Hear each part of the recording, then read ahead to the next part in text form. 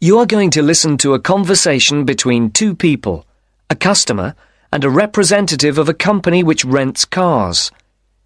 There are three alternative answers, A, B and C, for each question. Decide which alternative is the most suitable answer and circle the appropriate letter. First, you have some time to look at questions 1 to 6.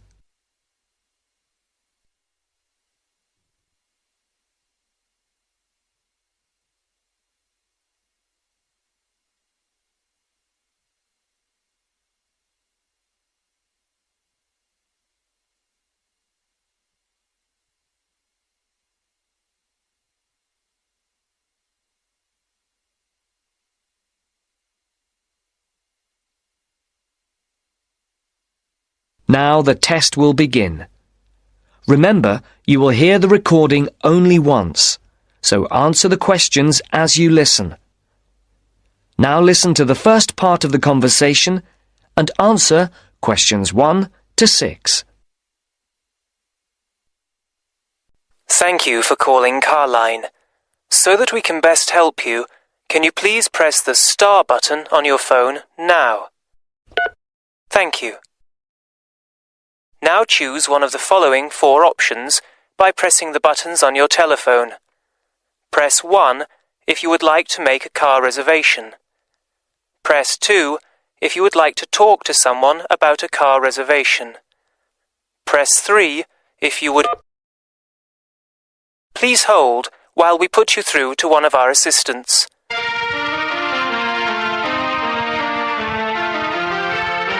Good morning, Melanie speaking. How can I help you? My name is Mr. Maxine, and I booked a car several days ago to be picked up from Heathrow Airport in London, and I'd like to change the booking. I see. Have you got a reference? Yes, I have it here somewhere on a piece of paper. Here it is. It's A for Alpha, C for Charlie, F for Foxtrot, Y for... Yeah. Yes. The number 15, 15, A for Alpha, and G for Go. Let's see. Can I just check that? ACFY15AG. Yes. Mr. John Maxine. Yes, that's it. Okay, so how can I help you? I booked a car for 3 days from this Friday at 6 p.m. to Monday at 6 p.m. Yes, a manual. I'd like to change it for a larger car and an automatic rather than a manual. And I'd also like to book it for 5 rather than 3 days. Okay, let's have a look. We have an estate which is automatic. Yes, that would be perfect. There is a difference in price, though. For the extra 2 days? Yes, but also for the size of the car. The estate is £15 more expensive per day than the saloon car you have already booked. Okay, and how much extra is it altogether then? That makes it an extra £165. It seems rather expensive. The last time I hired one, it wasn't so much. When was that? Several weeks ago. I see. Before the speakers continue their conversation, look at questions 7 to 10.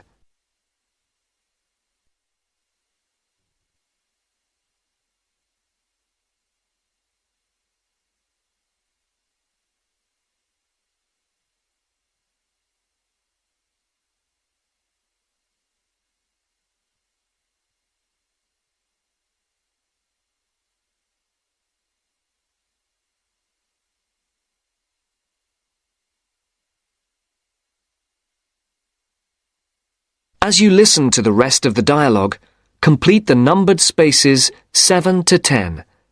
Write no more than 2 words or a number for each space.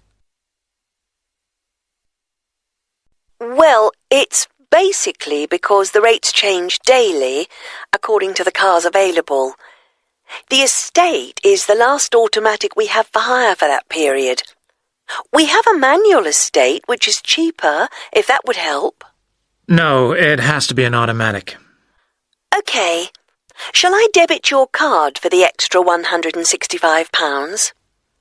Is it possible for me to pay the extra in cash when I pick up the car at the airport? I'm afraid that isn't possible, as there are no facilities for handling cash at that time of the day. That seems odd. It's because the money can't be banked in the evening, and for security reasons, no cash is held on the premises. OK, you can debit my card. You'll have to give the number to me again. Isn't it logged on the screen? For security reasons, it doesn't come up on the screen when we look at the booking. Any changes, and it has to be entered again. I see. It's 34459911. 3445 9911 4425 4425 7750. 7750. OK, that has now been authorised. Shall we send the receipt to your Park Vale address? Yes, number 40. Is there anything else I can help you with, Mr. Maxine? No, nothing else, thank you. Have a nice trip. Thank you. Goodbye. That's the end of section 1. You now have half a minute to check your answers.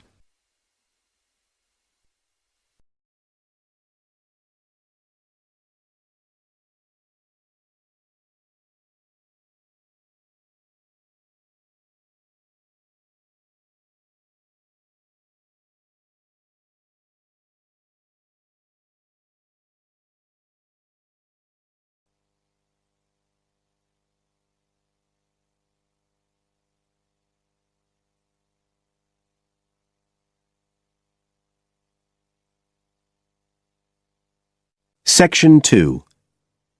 You will hear Joanne describing her home city of Darwin in Australia to a man called Rob, who hopes to go there. First, you have some time to look at questions 11 to 15 on page 67.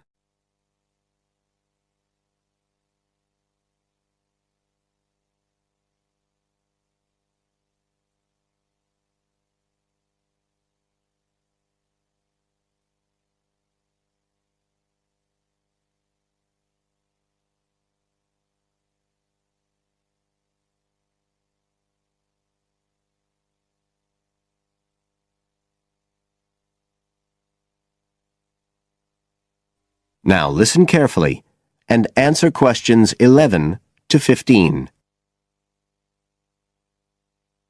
Joanne? Hi, you must be Rob. Nice to meet you. So, I hear you're planning to visit Australia. Yeah, and I really wanted to talk to you because I was thinking of spending some time in Darwin, and my sister told me you're from there. That's right. So, tell me about it. Well, where shall I start? Well, Darwin's in what they call the top end because it's right up at the northern end of Australia, and it's quite different from the rest of Australia in terms of cultural influences.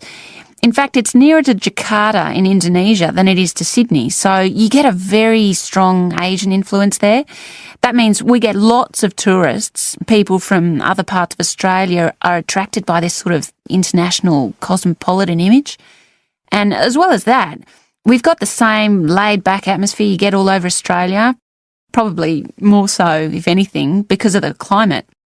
But what a lot of the tourists don't realise until they get there is that the city's also got a very young population. The average age is just 29, and this makes the whole place very buzzy. Some people think that there might not be that much going on as far as art and music and dancing and so on are concerned because it's so remote. I mean, we don't really get things like theatre and opera in the same way as cities down in the south like Sydney, for example, because of the transport expenses. But in fact, what happens is that we just do it ourselves. Lots of people play music, classical as well as pop, and there are things like artists groups and writers groups and dance classes. Everyone does something. We don't just sit and watch other people. You said it's very international? Yeah, they say there's over 70 different nationalities in Darwin. For instance, there's been a Chinese population there for over 100 years. We've even got a Chinese temple. It was built way back in 1887, but when a very bad storm, a cyclone in fact, hit Darwin in the 1970s, it was almost completely destroyed. And the only parts of the temple that survived were part of the altars and the stone lions. But after the storm, they reconstructed it using modern materials. It's still used as a religious centre today, but it's open to tourists too, and it's definitely worth going to see it. Oh, and as far as getting around goes, you'll see places that advertise bicycles for hire, but I wouldn't recommend it. A lot of the year it's just so hot and humid.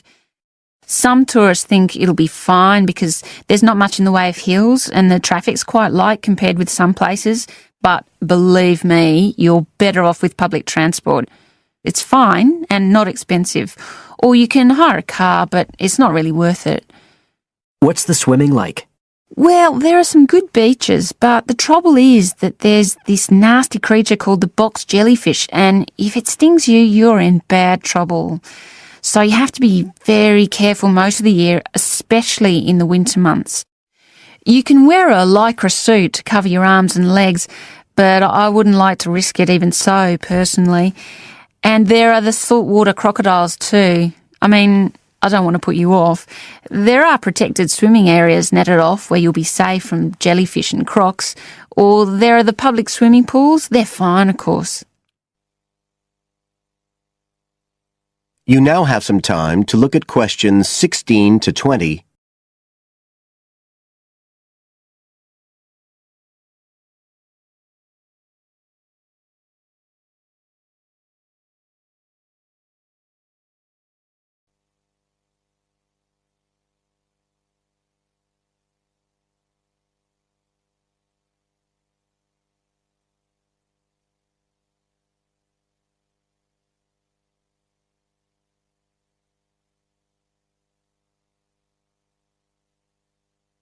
Now listen and answer questions 16 to 20. So, which places would you specially recommend? Well, one of the most popular attractions is called Aquascene. What happens is every day at high tide, hundreds of fish come in from the sea, all different sorts, including some really big deep sea fish. And some of them will even take food from your hand. It's right in the middle of town at the end of the esplanade. It's not free. I think you have to pay about $5, but it's definitely something you have to experience. Then, of course, Darwin has a great range of food, being such a cosmopolitan place. And if you don't have lots to spend, the best place to go is to Smith Street Mall, where they have stalls selling stuff to eat. There's all sorts of different things, including Southeast Asian dishes, which I really like. You'd think there'd be plenty of fresh fish in Darwin, as it's on the coast, but in fact, because of the climate, it mostly gets frozen straight away. But you can get fresh fish in the restaurants on Cullen Bay Marina. It's a nice place to go for a special meal, and they have some good shops in that area too.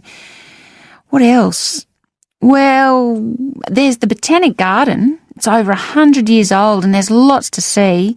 An orchid farm, rainforest, a collection of palm trees, a wetlands area. You can easily spend an afternoon there. That's at Fanny Bay, a couple of kilometres out to the north. Then, if you've got any energy left in the evening, the place to go is Mitchell Street. That's where it all happens as far as clubs and music and things are concerned. You'll bump into lots of my friends there. Talking of friends, why don't I give you some email addresses? I'm sure they wouldn't mind if you... That is the end of section 2. You now have half a minute to check your answers.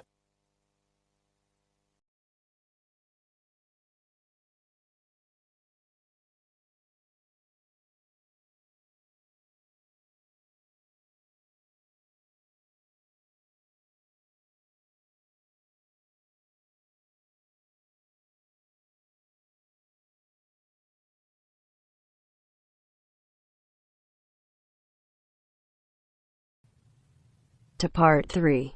Part 3. You'll hear a lecturer talking to students about sport in Ireland. First, look at questions 21 to 23.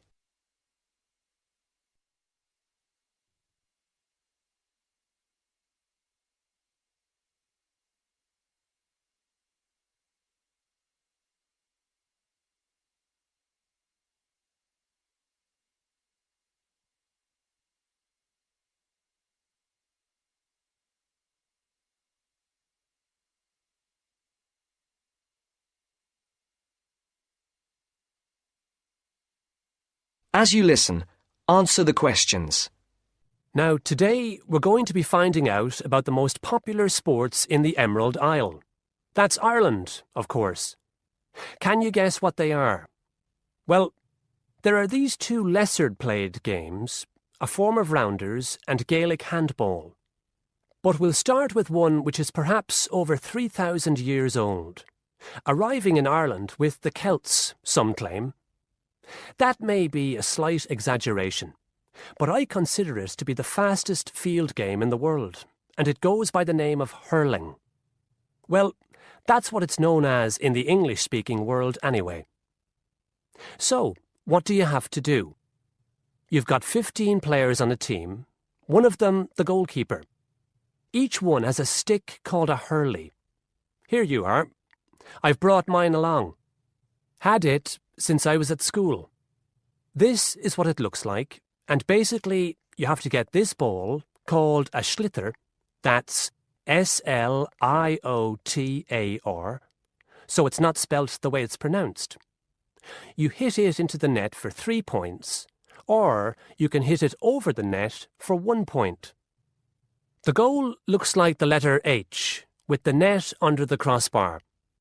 The goalie has a bigger stick than the others to help keep the ball out. You can also catch the sliotar and run with it for 4 steps maximum, or bounce it on your stick. Is that clear to you all?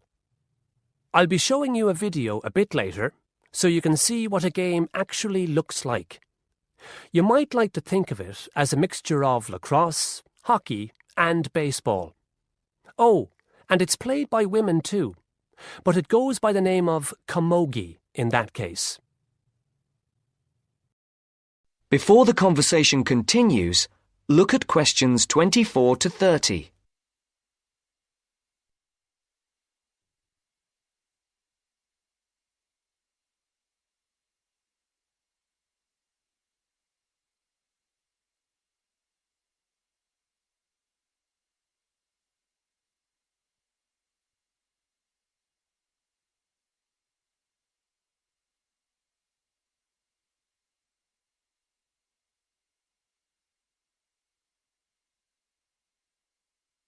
Now listen to the second part of the discussion. I'll give you a bit of the history, shall I now? Generally, the golden age of the game is considered to be the 18th century.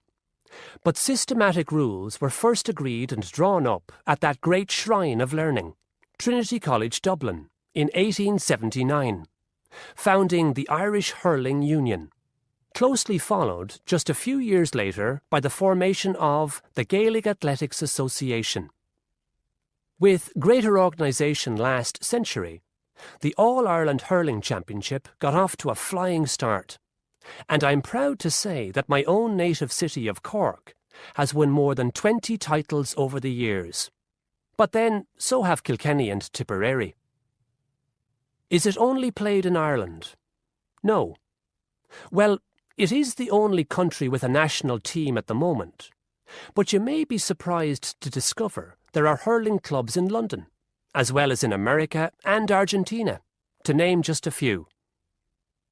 The other game I'd like to take a little time to introduce you to is Gaelic football, which is played on the same pitch as hurling with the same number of players, but there's no net. You just have to get the ball over your opponent's goalposts, and you can do that by kicking or punching the ball. However, you're not supposed to do that to the players, I might add. Imagine it as a combination of soccer and basketball, But in my opinion, it's a more exciting spectacle than either of those. Excuse my bias, if you will. It's also very popular with women. In fact, there are more women's teams than for any other sport. Whether despite or because of the physical contact involved, I wouldn't like to say. They do play a shorter game, 60 minutes, rather than the men's 70. So, let's have a look. If we can have the lights down, I'll see if I can get this technology to work. That is the end of part 3. You now have half a minute to check your answers.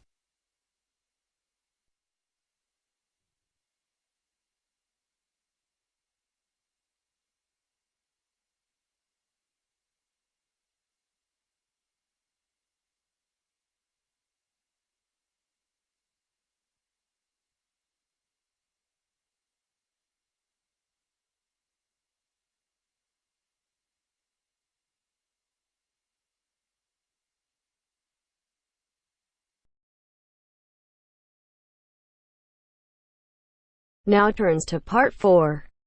Part 4. You are going to hear a talk about universities and colleges in Britain.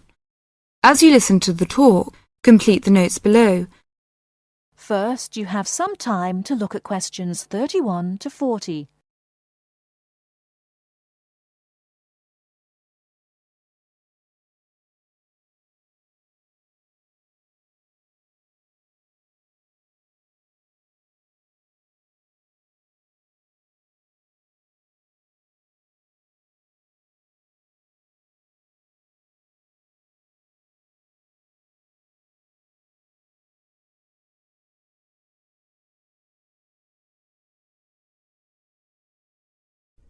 Now, listen carefully and answer questions 31 to 40. Every year, thousands of young people want to study in Great Britain. They come from a range of backgrounds and have varying expectations of what their study in the country will be like and how to apply to the university. Today, I'd like to talk on universities and colleges in Britain. There are 45 universities, 30 polytechnics, and about 1,000 major technical, commercial, education and art colleges in the UK. In 1973 to 1974, there were over 251,200 full-time students in universities, of whom almost 10% were from overseas. A total of nearly 276,350 students attending full-time courses in establishments of further education, and about 130,270 in colleges of education.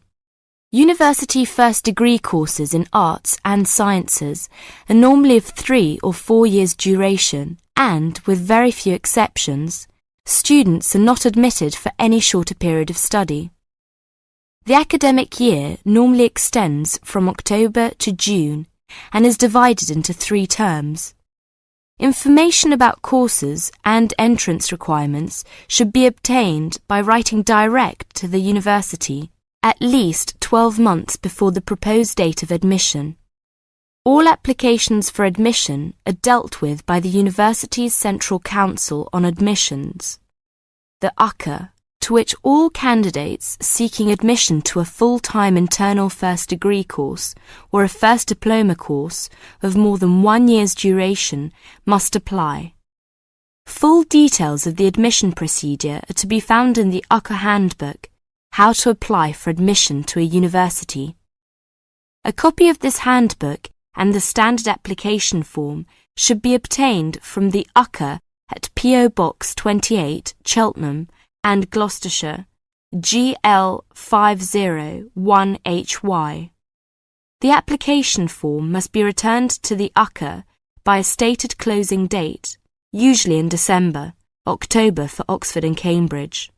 The UCA will continue to send application forms to universities for consideration at their discretion for a limited period after the 15th of December. but candidates are strongly advised to ensure that their application forms reach the UCA by the stated closing date to help their chances of selection. Candidates who fail to obtain a place in the initial selection period are automatically put into the clearinghouse scheme in June-July, when these candidates' application forms are again sent to those universities which still have vacancies. Students from the following countries should send their application forms to the UCA via the Overseas Student Office of their own country in London: Bahamas, Brunei, Cyprus, Ghana, Guyana, India, Luxembourg, Singapore, Tanzania, Thailand and Uganda. Graduates of a university in Britain or overseas who wish to take another first-degree course should approach the university concerned to inquire whether it wishes them to apply direct or through the central UCA scheme. Now, let's turn to transfer. It is very rare for a student who has begun a first-degree course at one university in Britain to transfer to another British university with a view to completing it there, and there is no provision for the automatic granting of credit for university studies already undertaken. Students who have already completed some university-level study should make inquiries directly with the individual university. To be considered for admission, a candidate must show that his earlier education has qualified him to enter the course and that he speaks, writes and understands English sufficiently well. The usual minimum qualifications for entry to a first-degree course in a university are good passes in the General Certificate of Education, the British School Leaving Examination, either 3 passes at ordinary level and 2 advanced level, or 1 at ordinary level and 3 at advanced level. A certificate which gives admission to a university in the candidate's own country will be taken into consideration for admission to a British university, but a university may still require passes in some subjects of the GCE, or an equivalent examination. It should be noted that possession of the minimum entrance requirements does not guarantee admission. Selection is competitive, and each application is judged on its merits. The British Council offices overseas and the Schools Council, 160 Great Portland Street, London W1N 6LL, are prepared to offer advice on the acceptability of specific overseas qualifications in place of the British General Certificate of Education. A copy of the original certificate and, where appropriate, an approved translation should accompany all inquiries. That is the end of part 4. You now have half a minute to check your answers.